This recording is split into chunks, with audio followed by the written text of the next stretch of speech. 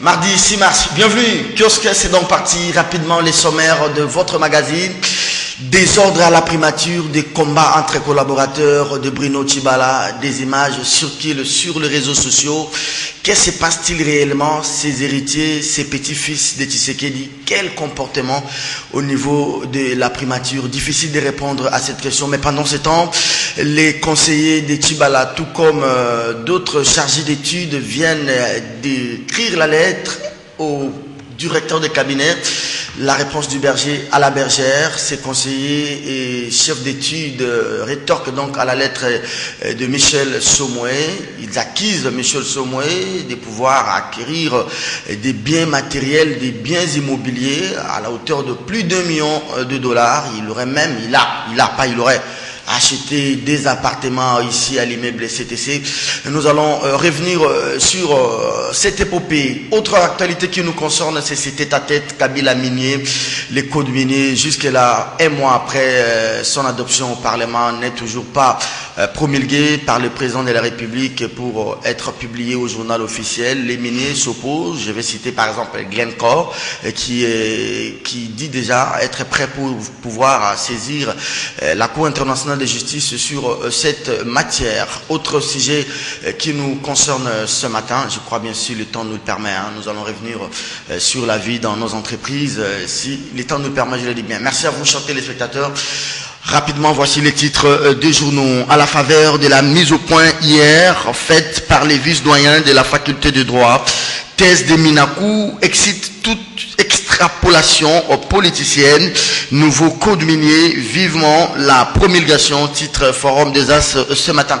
La Cité africaine revient sur les sondages et titre qui serait président de la République en cas d'élection aujourd'hui en RDC. Plusieurs candidats, Moïse Katumbi, Fachi, Adolphe Mozito, Bemba, tout comme Eve Bazaïba Massoudi et l'ancien Premier ministre Augustin Matata Pogno. Vital Kamere dans les bras de Moïse Katumbi, s'exclame la Cité africaine de ce matin. Alors que des débats coulent sur l'immeuble ayant fait mort d'homme vers Lemba Salongo et les détournements des primes de ses collaborateurs, Tchibala cité dans les stéléonats de l'immeuble du feu gouverneur Kachunga. Les phares écrit thèse de Minakou, la lettre de la doyenne de la faculté de droit met fin à la polémique. Maison Schengen, Kinshasa éluée en pourparlers. Les journaux, révision du nouveau code minier. Les 7 tout-puissants s'opposent. Je vais terminer par la prospérité de Marcel Ngoï face aux géants miniers aujourd'hui. RDC Kabila n'a pas droit à l'erreur. Affaire thèse doctorale, Unikin, Tassoki, Manzele, Lave, Minakou. Je vais me limiter là. Avec moi sur ce plateau, quelqu'un qui s'occupe aussi du secteur. Il est aussi dans le domaine des mines, tout comme dans le domaine de l'économie. Israël Moutala, il est de 7sur7.cd, c'est site très lu en République démocratique du Congo. Israël, bonjour. Bonjour Serge. Bienvenue. Merci beaucoup. J'ajoute que vous êtes aussi ancien de l'UNIKIN. Oui, ancien de l'UNIKIN et... de la faculté de droit. De la faculté de droit. Mais vous savez ce qui se passe dans votre faculté là-bas? Oui, il y a eu quelques difficultés par rapport... à une lettre qu'avait écrite le vice-doyen chargé de l'enseignement, M. Tassoki. C'était une lettre qui avait été mal interprétée. Les gens ont pensé qu'il avait critiqué la régularité de la thèse doctorale défendue par le président de l'Assemblée nationale, Robert Minakou, alors qu'il n'en était rien.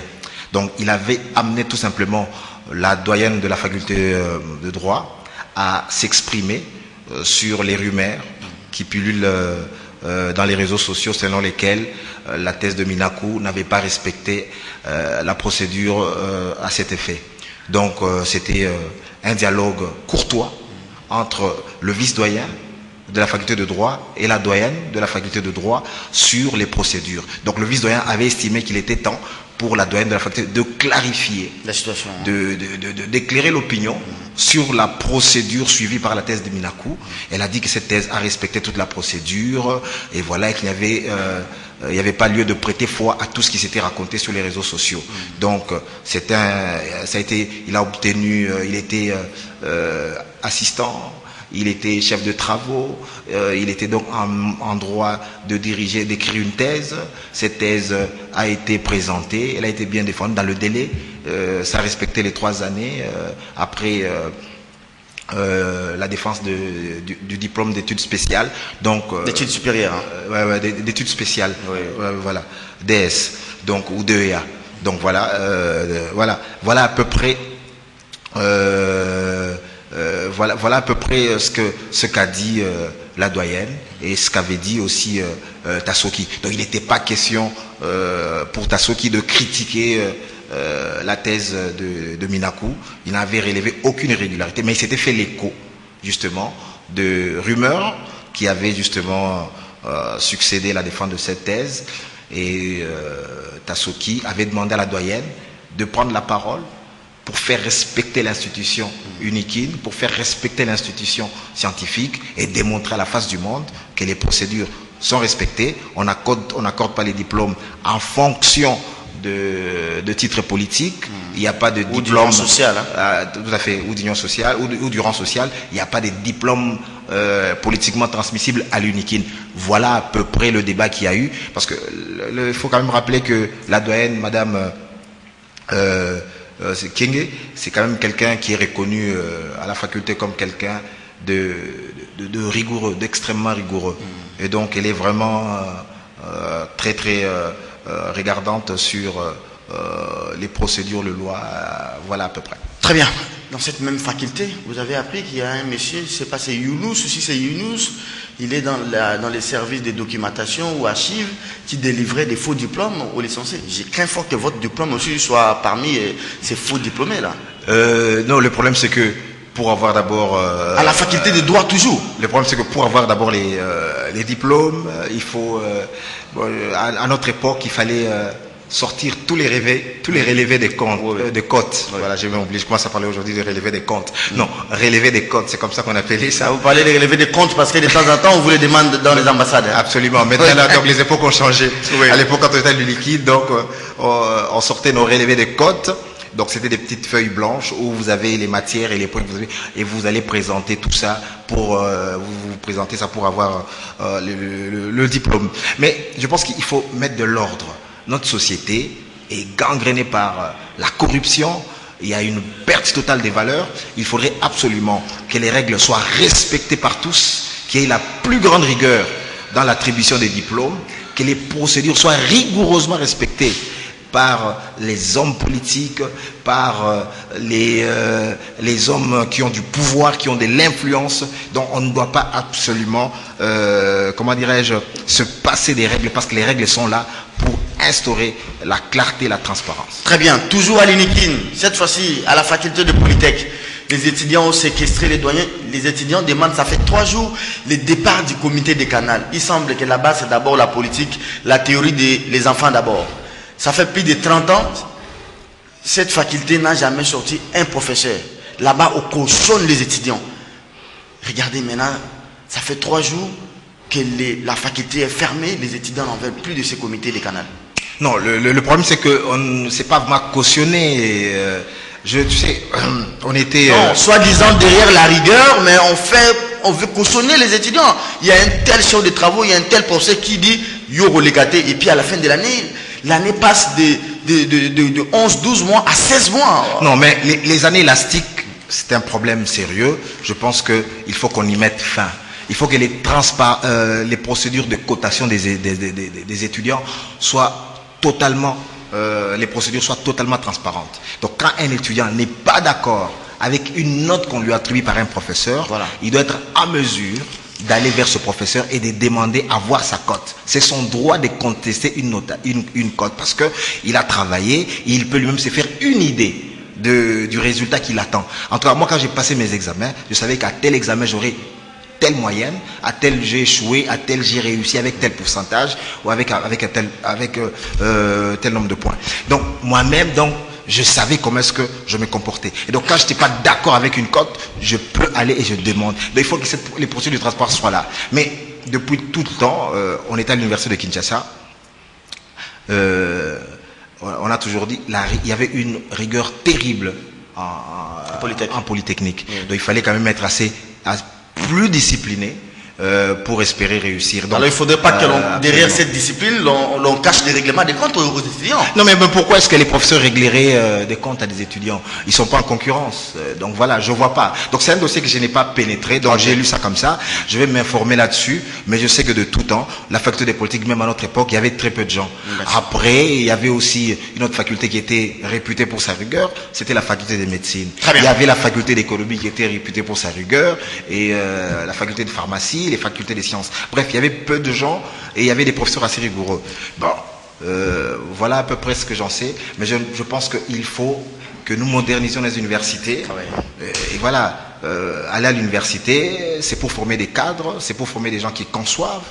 Et je ne pense pas que les professeurs doivent se mettre en compétition avec les étudiants. Ça ne sert à rien, ça n'a aucun sens. Très bien. Joël Kadendanga d'Impact News avec nous sur ce plateau un peu en retard. Je vais vous dire bonjour dans une autre langue. Assalamu alaikum. Salam alaikum, bwana. Moun. Bimpe bitam. Bimpa Bienvenue, hein.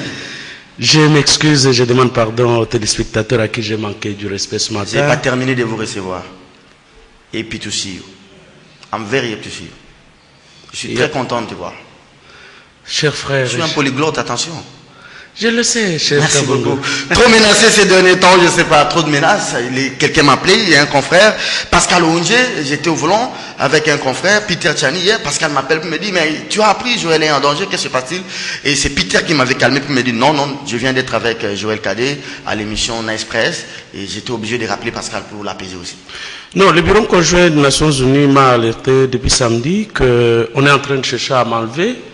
Pour quelle raison, je ne sais pas, mais il m'a dit que le bureau m'a au moins mis sous leur propre protection pour dire qu'on va m'enlever depuis samedi, dimanche, lundi, mais la rumeur circulait déjà. C'est la convocation ou c'est maintenant l'enlèvement? L'enlèvement. Il n'y a plus de convocation. Tu vas aller voir Dieu. Enlèvement, ça dit... Non, non, là maintenant... Bon, c'est ce qui fait que même... Est-ce que je suis... L'enlèvement est en train de se pratiquer avec les services de renseignement, de sécurité. Vous savez que Thierry, très proche, celui qui avait pris les images de mon ami Rosti, a été enlevé le dimanche passé.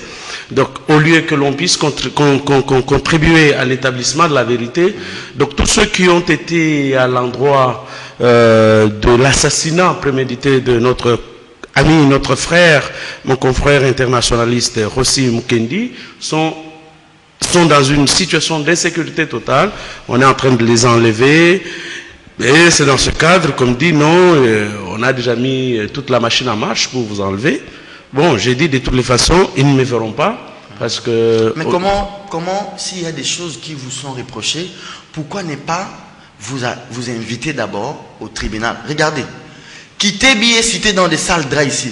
On donne la première convocation, il ne vient pas. Deuxième convocation, il faut maintenant un mandat d'amener ou un mandat de comparution. Mais vous êtes vivant, vous êtes même ici, 8h, 10h, en direct.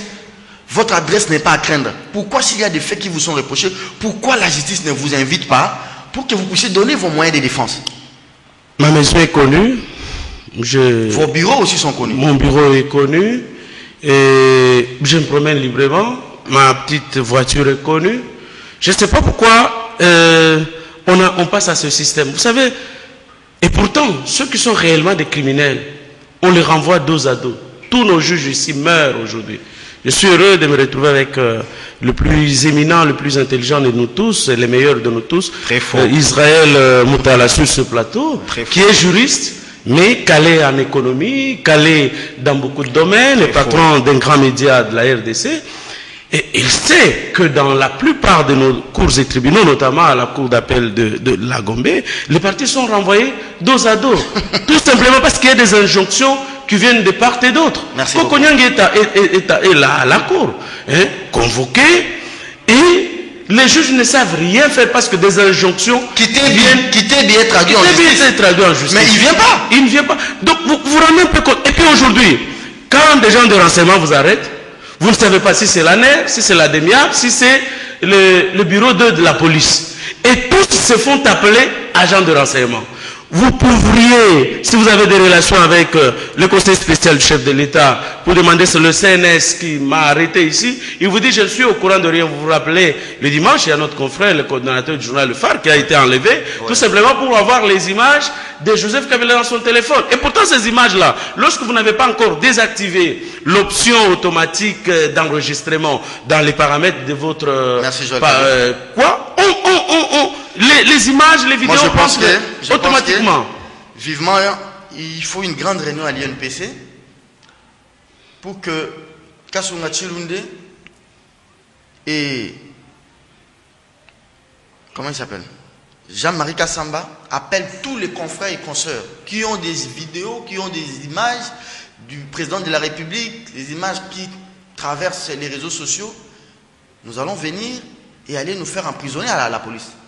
Parce que moi, je vais dire ouvertement que j'ai ces images-là, j'ai ça dans mes téléphones. Ce n'est pas un sujet d'infraction. Qui ne les a pas? Allez, je vais demander au pasteur Isaac Boufunga de prier pour toi. Il est de la diaspora. Joël Cadet, il va prier pour toi et sois fort. Merci beaucoup. On va parler code minier. Rapidement, vous êtes venus. Israël a ouvert les débats. Vous allez prendre le deuxième thème de l'émission. Les 7 forts du minier là, Glencore. Ils vont retrouver les présidents de la République tout à l'heure en tête à tête. Ils avaient écrit. Mais qu'est-ce qui fâche dans ces codes miniers, Joël Cadet? Ce qui fâche, c'est 3 éléments, essentiellement. Les premiers. L'augmentation de l'assiette fiscale. La fiscalité minière. Oui, cette assiette fiscale est augmentée contrairement au droit commun. Et on met les miniers sous un autre régime où ils sont obligés de payer plus que tout autre investisseur dans le secteur économique dans notre pays. De plus de 10%. Hein? Plus de 10%. Okay. Ça, c'est de 1. De 2, c'est la clause de stabilité. Oui. Vous savez, Israël, le meilleur de nous, il sait mieux que moi que dans le secteur minier, on ne peut pas investir facilement. La clause de stabilité permet à l'investisseur. Nous n'avons pas les moyens. On dit non, la République démocratique du Congo, c'est un scandale géologique. Mais qui a déjà exploré pour savoir quelles réserves avons-nous en termes de l'or, en termes de cobalt, en termes du cuivre, au Katanga, au Kassai, et ainsi de suite. Joël Cadet, s'il vous plaît, vous ne pouvez pas phagocyter un peu vos propos. Clause de stabilité, moi je comprends. Mais pour les Congolais lambda, clause de stabilité, c'est-à-dire quoi? La clause de stabilité, ça veut dire ceci, ceux qui te lisent le banalinga là, au lieu qu'on investir, il ne faudrait pas que loi, dans 2 ans, dans 3 ans, loi et Kobe Bisamakamnayo. Attends, ce qui va changer loi. Moi garantie, ah voilà. C'est exactement une garantie. Et ça, la maka, la banda kuna bisoba koko ko bimiso nandaku brutalement. Il faut moins préavis. Alors, on maintenant en français. C'est exactement le préavis. Aussi, oui. Voilà. Oui. C'est pratiquement le préavis. Mais dans le nouveau code qui a été adopté au Parlement, cette clause a été presque supprimée. C'est-à-dire, Batnyo Sobazongeli, à 5 ans. Et ceux qui étaient sous le régime des conventions, ceux qui étaient sous le régime du code minier, donc la clause de stabilité c'est 5 ans. Et pourtant, quand vous êtes dans les mines, l'exploration peut vous prendre 4 ans. Et 2, quand vous avez fini l'exploration, vous commencez maintenant la période de la construction de l'usine, ça peut vous prendre encore 3 à 4 ans. Et votre première production, si je dois parler par exemple de Kibali, elle a investi en 2009, en 2009, mais le premier lingot d'or a été produit, je crois, en 2014 ou 2015. Ah bon? Donc, vous voyez, c'est 7 ans après qu'il a procédé à sa première production du lingot d'or. Voilà. Et pendant toute cette période-là, c'est de l'argent que vous avez investi pour l'exploration, l'argent que vous avez investi pour la construction, et que dans les 7 ans, on puisse supprimer cela, aller au Mali, aller en Côte d'Ivoire, aller au Niger. La clause de stabilité, c'est au moins la garantie. Troisième et dernier point. Le troisième point, c'est ceux qui sont sous les conventions, notamment les Glencore et autres, qui étaient sous les conventions, les contrats miniers particuliers, TFM et consorts, on ne leur a pas accordé une période transitoire. Donc, dès que le président de la République signe la promulgation, donc ils entrent tous. Et pourtant, vous savez que dans les grandes multinationales, les budgets, c'est élaboré pour une période de 5 ans, pour une période d'une année. Donc qu'ils changent, qu'ils basculent, que la mutation soit opérée sans transition, c'est ça le plus grand problème. Je vais revenir à vous. Alors, ils sont tous dans la FEC, mais maintenant la FEC est dirigée par la même personne qui représente le gouvernement, qui est le président du conseil d'administration de la GECAMI, Albert Youma, et en même temps qui est syndicaliste. Mais maintenant, les grands investisseurs ne se sont pas retrouvés. Toutes les doléances, toutes les recommandations qu'ils avaient confiées à la FEC, Youma ne les a pas représentées. Et à Indaba, Youma a été pratiquement traité d'arrogant parce qu'il a dit que ceux qui ne veulent pas, ils peuvent partir. Ce qui a énervé certains grands miniers. Ainsi, ils ont écrit au chef de l'État. Il a foulé une chamaillerie même avec les ministres des Mines. Tout à fait. C'est comme ça, ils ont écrit au chef de l'État. J'ai salué la réceptivité du chef de l'État qui a accédé à leur demande pour leur demander justement de les recevoir. Commencez déjà à réfléchir sur l'enjeu de la rencontre aujourd'hui. Qu'est-ce qui sortira de la rencontre d'aujourd'hui? Je retenu 3 éléments: augmentation d'assiette fiscale, cause de stabilité, machin, excusez-moi. J'ai comme l'impression que le code de 2003, Israël, 2002 était un code taillé sur mesure, un pays post-conflit, on avait besoin d'investisseurs, il fallait peut-être faire la part belle aux investisseurs, et maintenant que nous voulons nous approprier de notre sous-sol et même de nos gisements miniers, et on a besoin d'argent, il faudrait que les choses soient rectifiées. Voilà pourquoi on a ces codes qui est décrié aujourd'hui. Merci beaucoup, Serge. Tu vois, j'ai la voix nouée parce que je suis pas habitué aux compliments, ça me met mal à l'aise. Et j'aimerais dire aux téléspectateurs que mon frère et ami Joël a exagéré, a vraiment beaucoup exagéré. Donc ne vous faites pas une fausse représentation de ma modeste personne. Alors, pour revenir aux enjeux sur le code minier, d'abord, ça veut dire que on a toujours besoin des investisseurs. C'est pas qu'en 2002, lorsqu'on a promulgué ce code, on avait plus besoin des investisseurs qu'aujourd'hui. Non, le potentiel minier est immense. Et donc on a encore besoin davantage des capitaux pour essayer de fructifier nos potentialités minières. Mais ici, la question, ça veut dire que vous avez 2 types d'intérêts qui s'affrontent. Les intérêts des opérateurs miniers et les intérêts de la République. Qui sont défendus ici par le gouvernement. Écoutez, sur cette question, c'est une question quand même assez importante. Parce qu'il y a d'abord une base légale.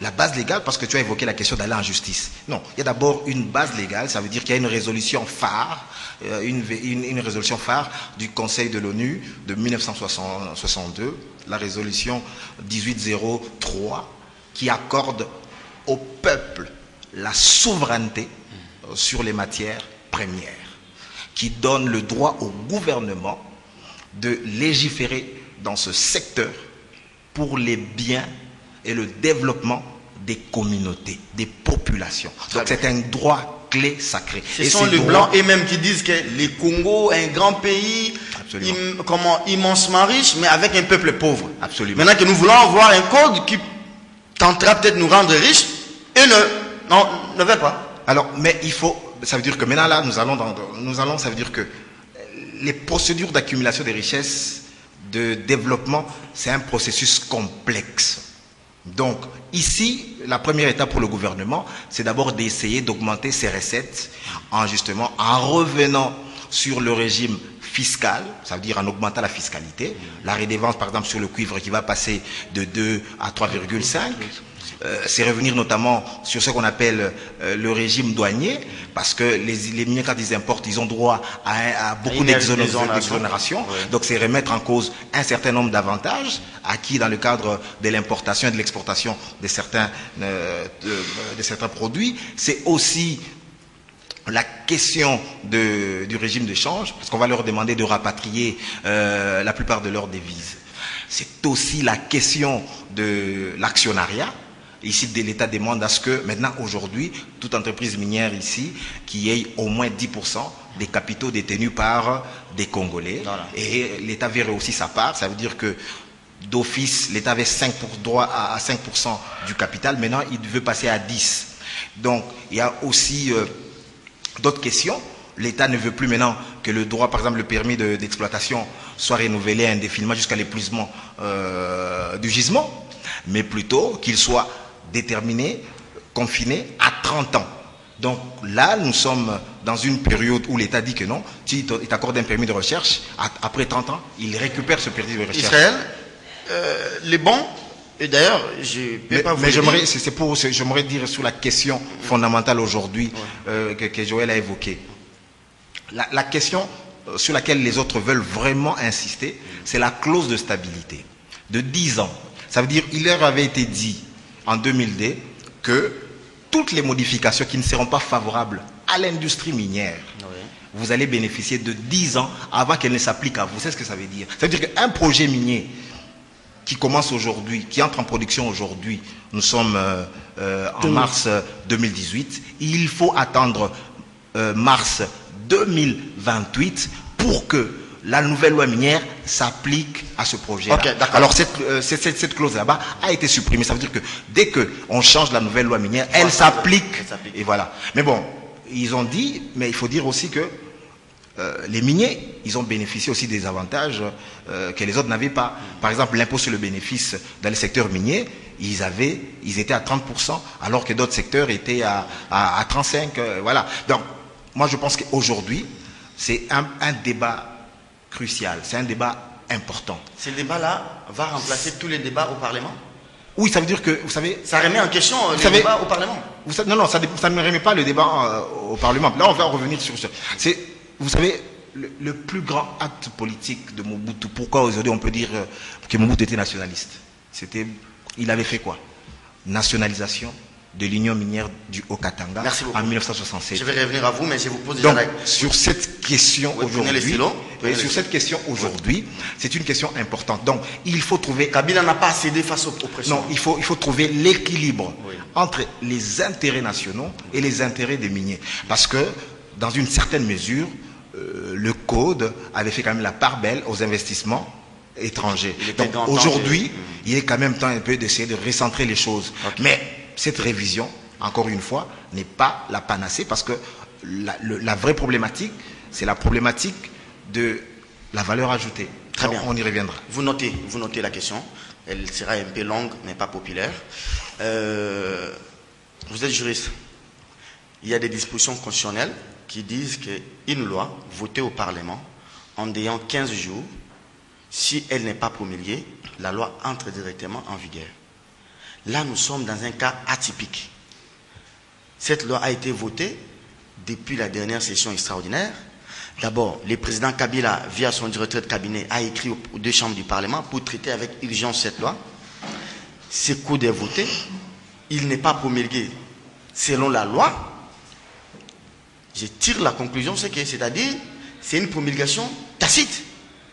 En principe, on a dit, en ayant 15 jours, si les choses de l'État ne promulguent pas, s'il ne renvoie pas en seconde lecture, on peut confirmer que le code ou la loi entre en fonction. Je ne réponds pas à la question. Oui. Mais vous allez, comment vous expliquer que le président n'a même pas renvoyé la loi, il n'a même pas promulgué. Alors, au terme de la loi devait être promulguée. Qui devrait maintenant amener cette loi au journal officiel pour sa publication? Ça, c'est la question que je vous pose. Maintenant, je suis à vous, votre deuxième et dernière intervention.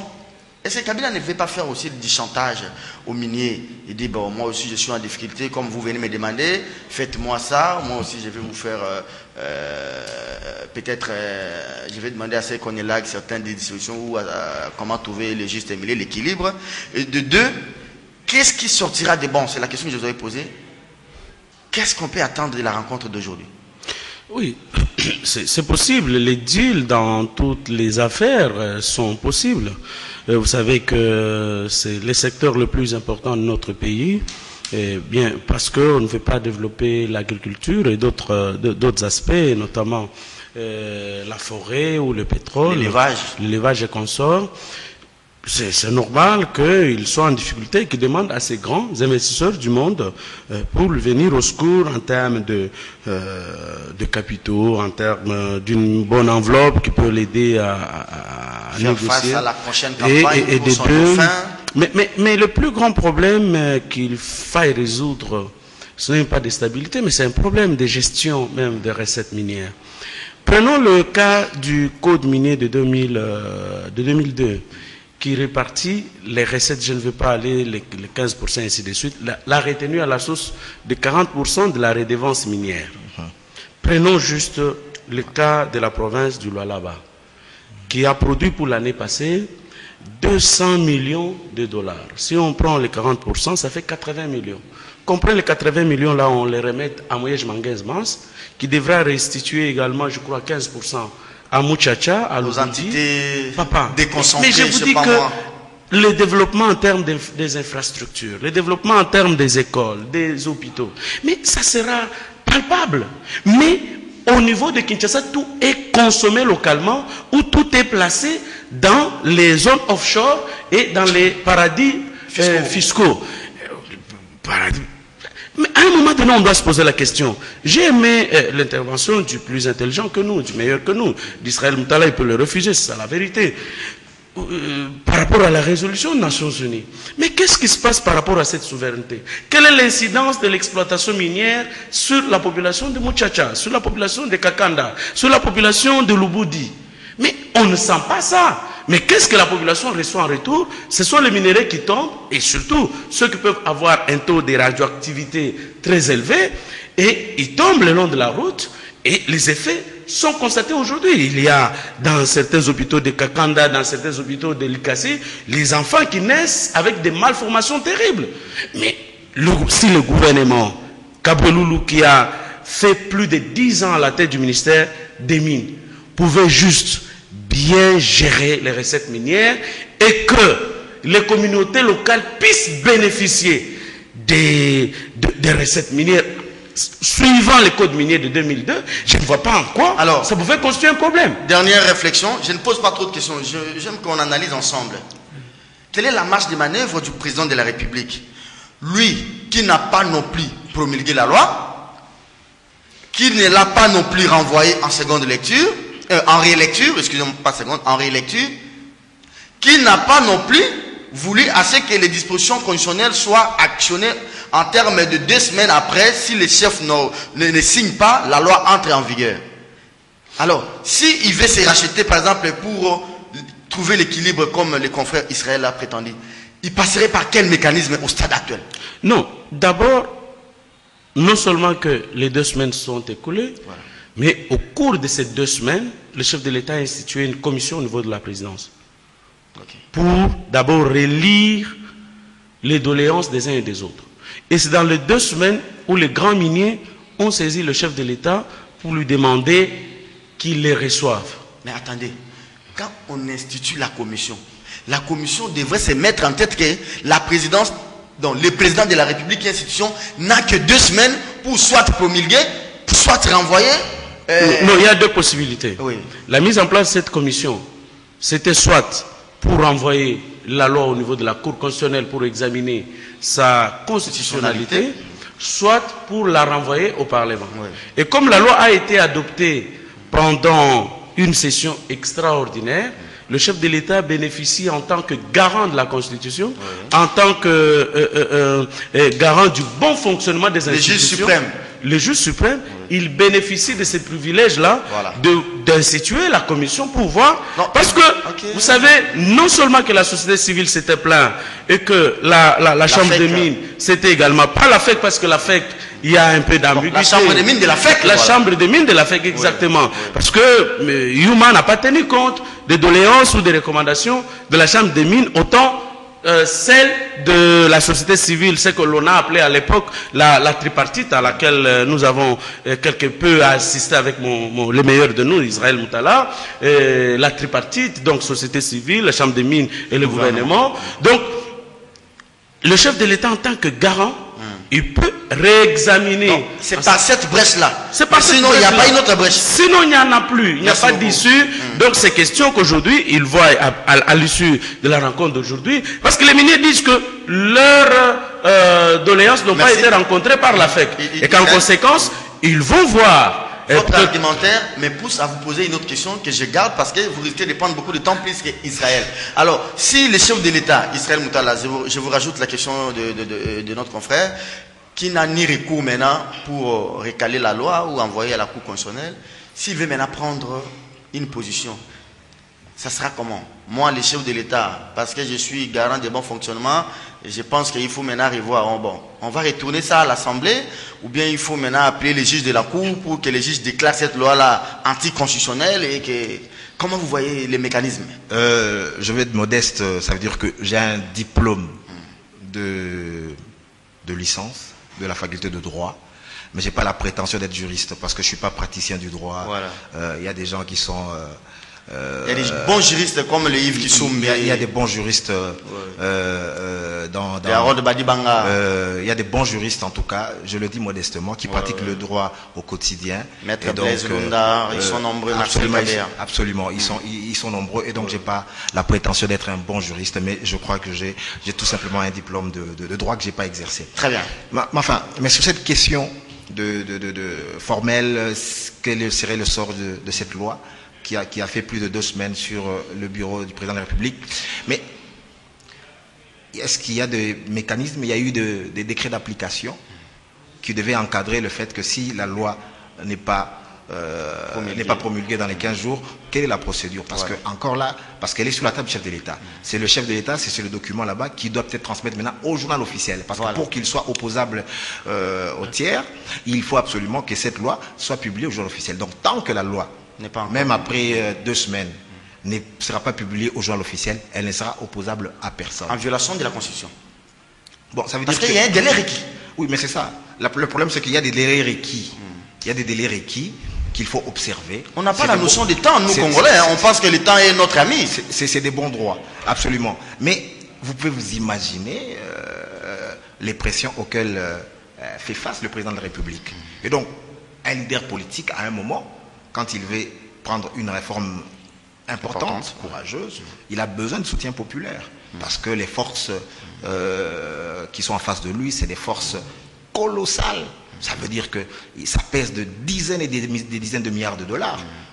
Alors que le PIB de la RDC, c'est à peine 40 milliards et le budget à peine 5 milliards. Et donc, vous avez des gens qui se coalisent, ils sont plus riches que toute une nation, tout le PIB. Vous m'incitez à vous poser une autre question. Mais il a besoin de soutien populaire, ça c'est vrai. Absolument. Il faudrait que les miniers, ces grands, ces géants, ces multinationales aussi comprennent que Kabila a derrière lui tout un peuple. Absolument. Mais maintenant que Kabila n'a plus le peuple derrière lui, avec toute cette illégitimité, il peut se prévaloir encore de quoi pour faire face aux miniers. Le problème, c'est ça le problème. Il est d'abord dilué à l'interne. La légitimité est une notion dynamique, mais sur le plan légal, c'est toujours lui, le numéro 1 des Congolais. Mais la fronde à l'interne est là, qui les engage. Donc ça veut dire que si aujourd'hui les miniers ne sont pas allés vers moi, ni vers toi. Voilà. Ils sont allés vers qui? Vers lui. Pourquoi? Parce que c'est lui qui représente les intérêts des Congolais.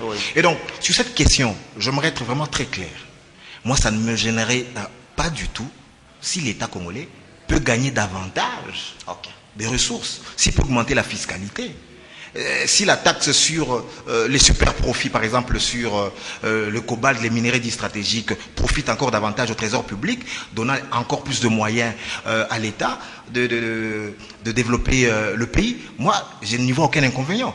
Quitte à renforcer, je suis d'accord avec Joël Tadé, quitte à renforcer la bonne gouvernance, la transparence, dès qu'on a les deniers publics. Donc moi, je ne suis pas très mal à l'aise avec la question de la fiscalité à la hausse. Donc si on peut encore prendre quelques milliards, quelques centaines de millions aux miniers, tant mieux. En tout cas, pour moi, ça ne me choquerait pas de voir une fiscalité qui augmente un tout petit peu ou beaucoup. Mais le problème, c'est que il faut savoir si cette fiscalité-là ne va pas déranger les intérêts des partenaires. Les intérêts des partenaires. Mais écoutez, ces partenaires aussi, il faut le dire clairement ici, ils ne font pas le business avec l'argent de leur poche. Ça veut dire qu'ils vont sur les marchés boursiers. Ils disent, voilà, j'ai obtenu un permis, j'ai une mine qui vaut par exemple... 100 000 dollars Non, 100 milliards de dollars. Ouais. 100 milliards de dollars. Pour la développer, il me faut par exemple 2 milliards de dollars. Ils vont sur les marchés boursiers, le taux Libor, il est peut-être à 2,5%. Ils lèvent ses capitaux. Ils créent un véhicule financier au nom de cette mine là-bas, sur le plan international. Ça fait beaucoup d'argent. Ils prêtent cet argent là-bas aux véhicules financiers. Ils lèvent l'argent en bourse. ils viennent au pays, ils disent voilà, ici pour investir $1, ils ne vont pas le faire au taux qu'ils ont levé sur les marchés boursiers. Ils disent votre pays a de l'insécurité et tout ça. Les 2 milliards que nous avons levés à 2,5 milliards ici, on va vous les prêter ici à 10%. Ou à 10, voilà. Alors, tu vois cet argent. Alors, quand la mine entre en production, il y a un amortissement linéaire, rapide, terrible. On prend les premiers revenus, on rembourse d'abord les 2 milliards au taux de 10%. Par exemple, je donne un exemple. Alors, le temps de dégager maintenant les profits, les amortissements, c'est fait qu'il y a peu d'argent. Il y a quand même moyen de mettre de l'ordre de ce côté-là. Donc, moi, je ne vois pas d'inconvénient par rapport à ça, d'autant plus que nous avons les mines les plus riches, en termes, ils sont riches en termes de teneur et en termes de quantité. La mine, par exemple, de nos amis de Ivanhoe, la mine, par exemple, de Kakula, n'est-ce pas? C'est une mine gigantesque qui est supérieure à plusieurs villes comme Londres. Donc voilà, nous avons des mines extraordinaires et les miniers doivent mettre un peu de l'eau dans leur vin et comprendre que l'État a aussi des droits sociaux qu'il doit honorer. Il a aussi des charges, hein, l'État. Absolument. De mon point de vue, Serge, sans attendre votre question, excusez-moi. Non, de je mon point de pose vue, question. oui, de mon point de vue, j'aurais attendu du meilleur de nous, au lieu qu'on augmente l'assiette fiscale, qu'on l'élargisse.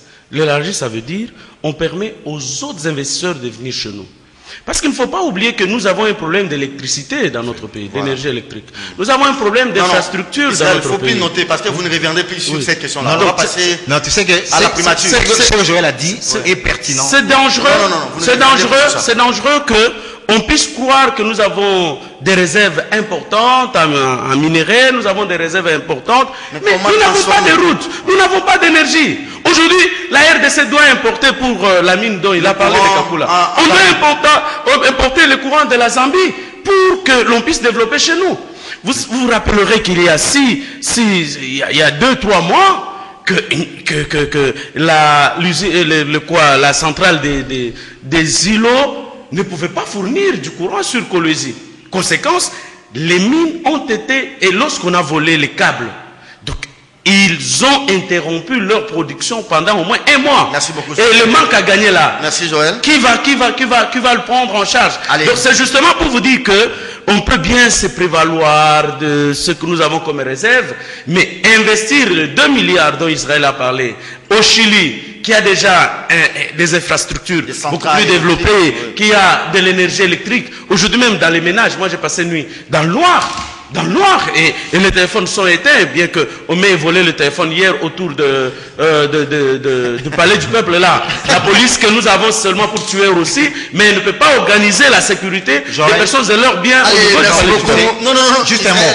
Joël a raison, mais sauf que, pardon, juste un mot. Joël a parfaitement raison. Maintenant, vous sentez que j'ai le pouvoir de vous accorder la parole? Absolument. Allez-y, le pouvoir. Allez-y, docteur Kabongo. C'est discrétionnaire. Donc, voilà. Non, tu sais, le problème qui est là, c'est que Joël a parfaitement raison. Oui. Mais moi, je n'oppose pas l'augmentation de l'assiette fiscale, hein, n'est-ce pas, l'élargissement à l'augmentation justement des taux. On peut aller avec les deux. Donc, on augmente les taux et on fait en sorte qu'on élargisse pour qu'il y ait d'autres investisseurs. Mais à la différence du Chili, le Chili n'a pas, parce qu'ils viennent malgré qu'on n'a pas de route, malgré qu'on n'a pas assez d'énergie. Pourquoi ils viennent? Parce que nous avons des mines qui ont une teneur exceptionnelle. Les teneurs qu'il y a dans nos mines, il n'y a pas au Chili. Au Chili, vous allez déplacer 1 tonne de mine, de minerais pour avoir 1 kilo de cuivre. Oui. Mais ici au Congo, vous déplacez 1 tonne de roche, vous avez 10 kilos de cuivre. Donc c'est différent. Donc les teneurs et la qualité sont différentes. Et ici nous avons aussi de gisements bimétalliques. Donc tu es parti chercher du cuivre, tu trouves un peu d'or, tu trouves un peu de cobalt. Donc c'est qu'il n'y a pas ailleurs. Donc nous avons quand même une géologie exceptionnelle et il faut capitaliser cet avantage-là. Ça c'est ma fibre naturelle qui parle. Donc si on peut en prendre un peu d'argent aux capitalistes, parce que les capitalistes sont dans une logique capitaliste, si on peut leur en prendre un tout petit peu, tant mieux. Quitte à ce qu'on renforce par après notre gouvernance pour que l'argent serve aux communautés locales. Merci avec beaucoup. la clé qu'avait évoqué Joël, les 60%, les 40% qui doivent revenir aux chefs, aux provinces et aux localités d'origine, de provenance des mines. Merci beaucoup. Je ne vous connaissais pas aussi pertinent dans les dossiers des mines et économie. Hein.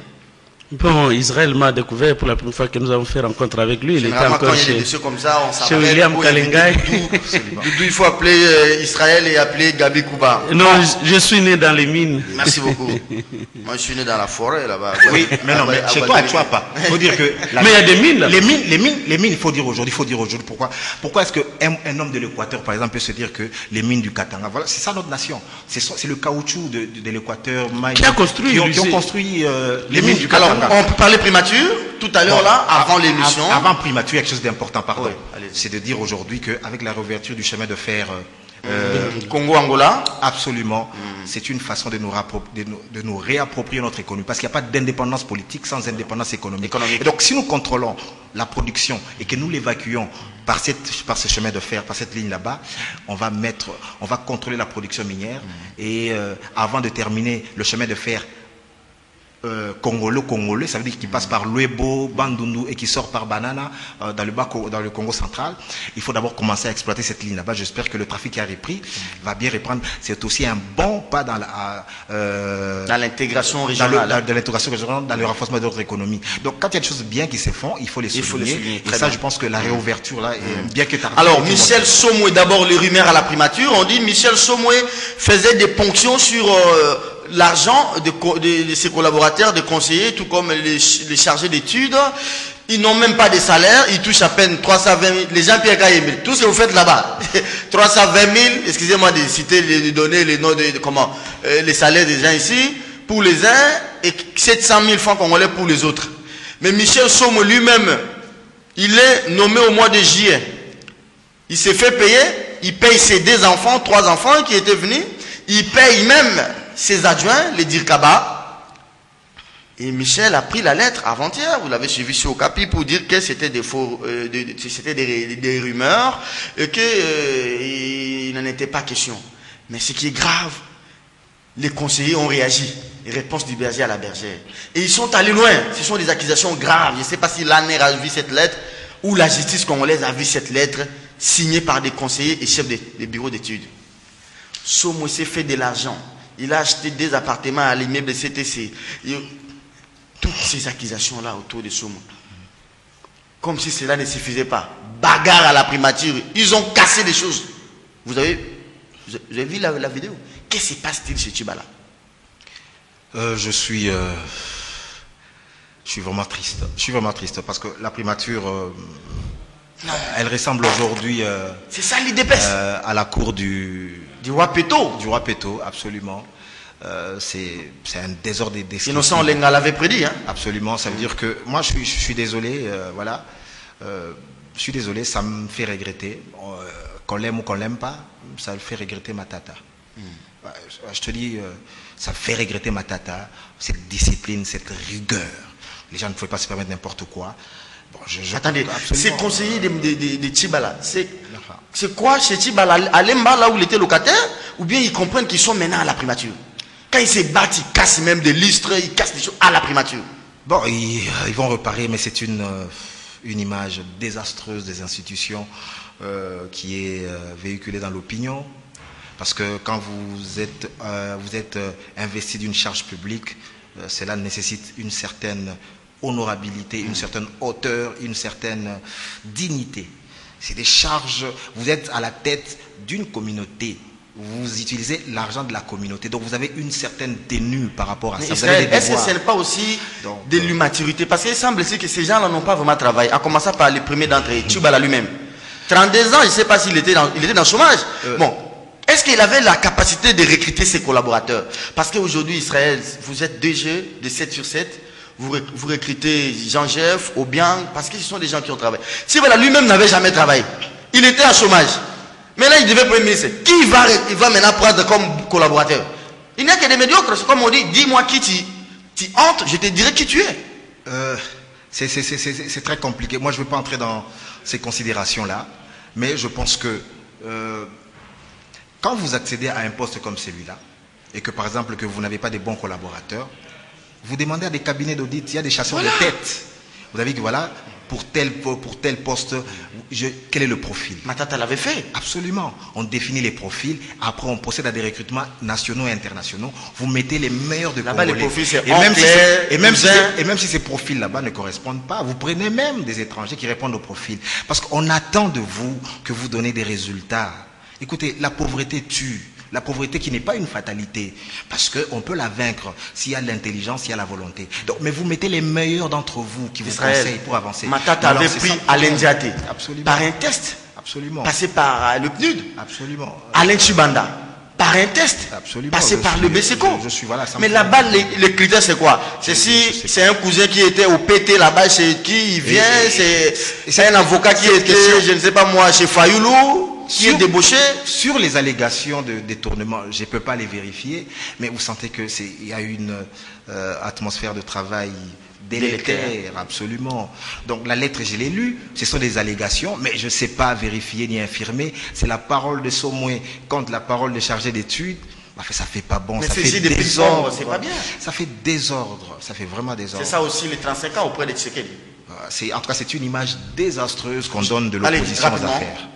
Non, maman, autant qu'Israël, j'ai honte, mais il y a moyen d'atténuer un peu la gestion de Tchibala, parce que la plupart de ses conseillers lui ont été imposés par la majorité présidentielle. Somoué lui a été imposé par le professeur Loumanou.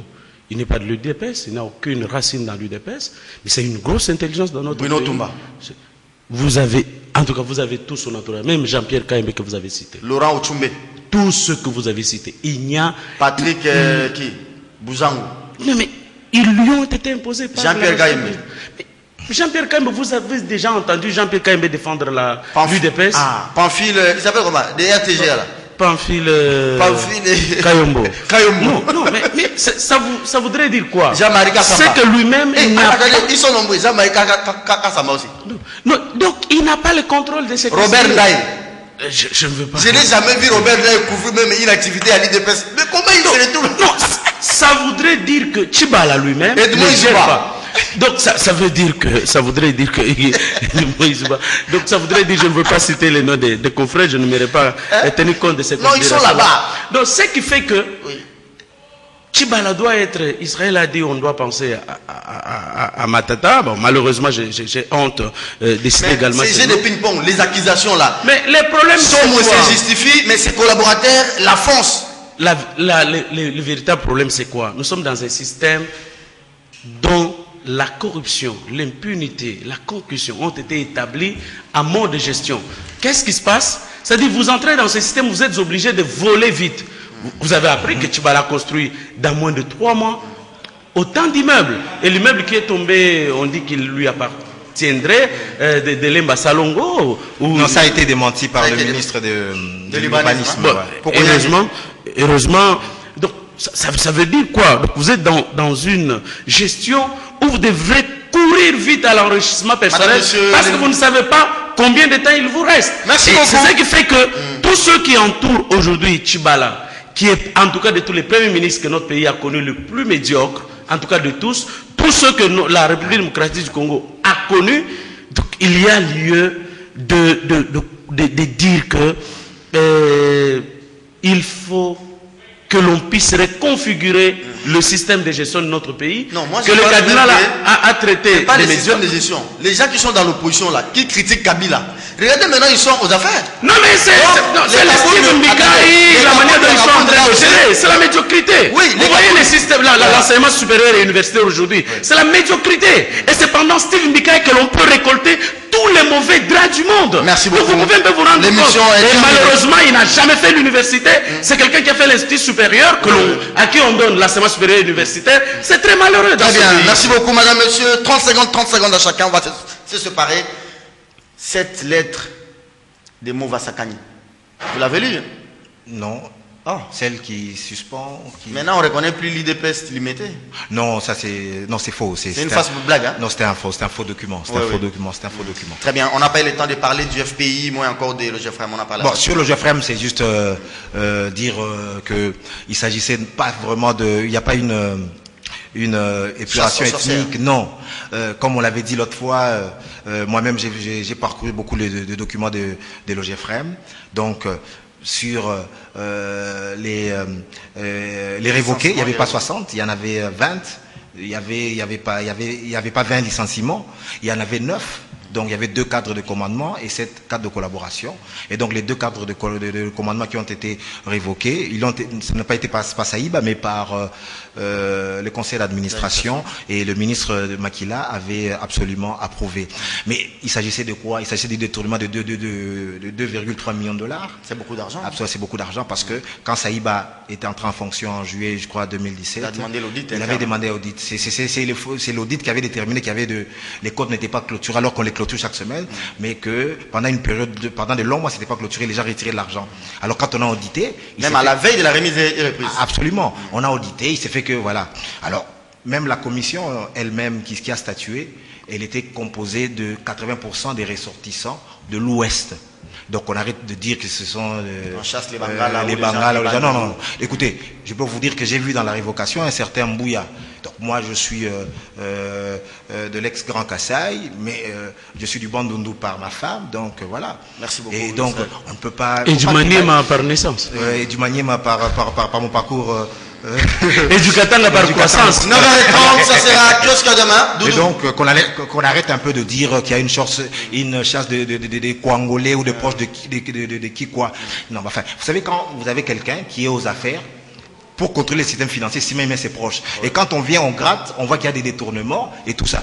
Mais la preuve, c'est que les fils de Kikwa qui n'étaient pas dans les circuits financiers et ses sœurs sont encore là. Merci beaucoup, Israël Moutala. Merci à Joël Kadena. Doudou, vous êtes venu en retard. Ça aura de l'incidence sur la cotation les vendredis, même si c'est pas moi qui va présenter l'émission. Hein? Déjà moins 1. Mais c'est de pèse. Non, on dit que c'est Chibalamena qui est reconnu à la CENI. Donc les Fachi, est-ce que c'est pas du chantage qu'on veut faire pour ouvrir une brèche à une négociation? Non, c'est un ballon d'essai. Bon, parce que Kalamba veut partir, il faudrait que ça soit Chibala qui puisse envoyer quelqu'un, peut-être des menifrétins. Non, c'est un ballon d'essai. Lorsque la CENI a invité l'UDPS, vous avez entendu les familles. C'est ça, je ne sais pas la contradiction. Comment la CENI invite l'UDPS, on invite Fachi? Quand on veut parler de l'UDPS, est-ce qu'on tient compte de Chibala? Donc à un moment donné, il faudrait qu'on devienne un peu plus ou moins sérieux. Alors, question, si vous étiez à la place de Nanga, pardon, excusez-moi de le faire, Nanga qui invite une branche qui n'est pas reconnue par l'État congolais, comment vous faites ça? Vous savez ce que le régime ici fait quand il vous débauche? On vous débauche, on vous expose à la honte populaire, et quand on vous expose à la honte populaire, on vous rejette. Vous n'avez pas des numéros de Joseph Kabila pour l'appeler. Vous voyez que Minga aujourd'hui, il est en train d'être trimer. Vous voyez même Yves Kissombe dont vous avez cité les noms ici. C'est-à-dire, vous tous qui avez attaqué Joseph Kabila là, sachez que quand on vous recrute dans la majorité présidentielle, on vous utilise pendant ce temps. Et pendant ce temps, on vous pousse on vous vend à la honte populaire. Merci beaucoup. Comme Mika viendra faire encore quoi dans l'opposition. Quand on vous a estampillé kabiliste et quand on vous a pressé, on a sorti tous les jus. C'est fini, vous restez inutile à la population et vous allez commencer à crier « Oh, je suis du centre ». Remettez d'abord les 500 millions du FPI pour dire que vous êtes réellement, vous êtes réellement de l'opposition. Donc ça veut dire, et Tchibala aujourd'hui, ont été totalement finis. Et voilà, on se joue d'eux. Merci beaucoup. Ils devraient comprendre ce que l'occupation fait d'eux, malheureusement, quand on les débauche. C'était chaud ce matin. Merci pour vos analyses pertinentes. Demain, ça sera ma dernière prestation de la semaine. Hein. Le 8 mars, ça sera pas moi, ça sera une dame, la dauphine Gisèle Etoko, qui va continuer à partir de l'après-demain, jusqu'à peut-être à la fin du mois. Je vais me reposer. 9h30 demain, pour la dernière prestation de la semaine. Au revoir.